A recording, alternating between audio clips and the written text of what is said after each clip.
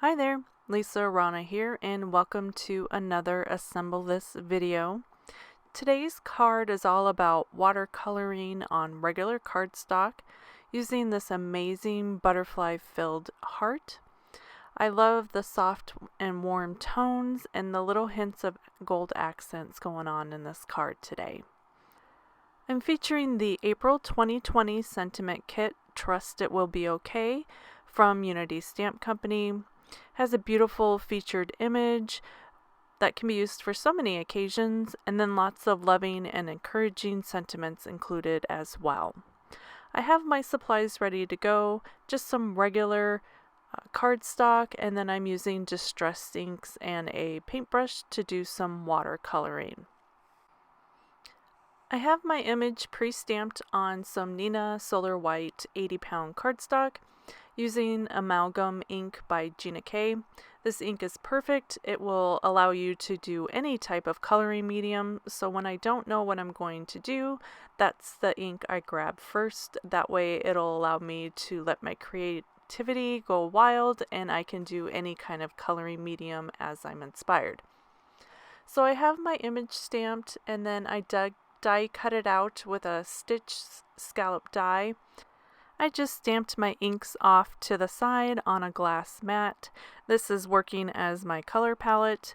I stamped some distress inks in Worn Lipstick, Ripe Persimmon, and Spiced Marmalade. And I'm just layering that onto my cardstock behind my stamped image. I laid down some water first, and then I'm picking up the ink with a bit more water. And I'm just kind of smushing that on in a random pattern, layering some yellow in 3 different areas, the pink in 3 different areas, and then the orangey pink again in 3 different areas, and just letting that blend. And I'm using my heat tool to dry it. I'd like another layer of color, this time a little bit more vibrant. So by drying that bottom layer, this will allow my second layer to sit on top of that and really kind of pop against the softness of that first layer. Now I'm paying a little bit more attention to where I'm placing those colors, filling in some of the butterflies, creating a bit of a washed border around that heart just to kind of blend the inks out a little bit more.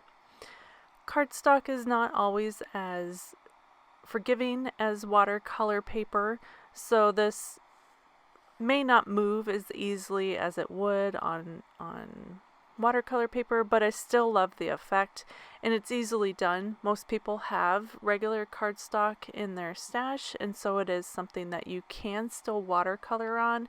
You're just not going to get the movement and blending that you would with regular watercolor paper. Last, I'm just going to add a few splatters to kind of tie in those colors all together on the front of the card. Next, I have my sentiment die cut in a gold foil cardstock and then also on a piece of fun foam. This is a great way to add dimension to your die cut sentiments. Rather than trying to use foam adhesive, the fun foam creates the dimension and the pop-up that I'm looking for. So I'm using some Gina K Connect glue and then just lining up the 2 die cuts so the gold is covering the fun foam. Liquid glue works best for this.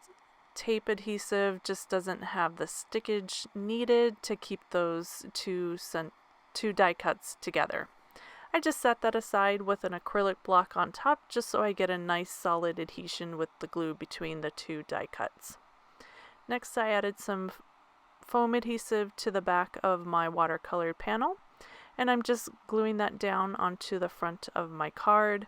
I'm really loving the white on white lately, so that's what I have going on here. Once my sentiment was dried, I took that off and I'm just kind of rubbing off any of the glue that might be on the front, dulling the gold of that cardstock. And here you can see how it creates the dimension and allows the sentiment to kind of pop up against the page. Next, I trimmed down one of the sentiments in this kit. It says, "Together we will survive this." I thought that was a great sentiment to thank a friend who gave me some supplies during this time. And so I just trimmed that down, and I'm going to create a notched banner end on one side. And then as I'm looking at this, I feel like I want another notched banner on the other side rather than having it go to the edge of the paper like I normally do. So I just trimmed that down to the size I liked and then notched out the end with my scissors.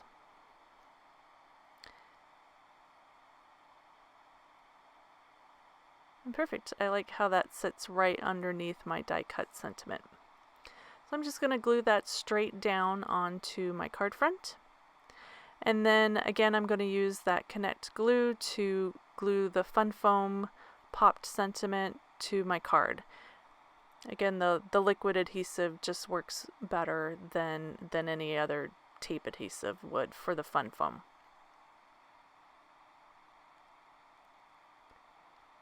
Great, and then last I'm just going to add some more gold accents. I really wanted to tie in the gold sentiment into the background, so I'm using some sequins. And I'm just gluing those down using glossy accents and picking them up with my rhinestone pencil. So here is the finished card with that soft watercolored background. I just love the warm tones of the pinks and the reds.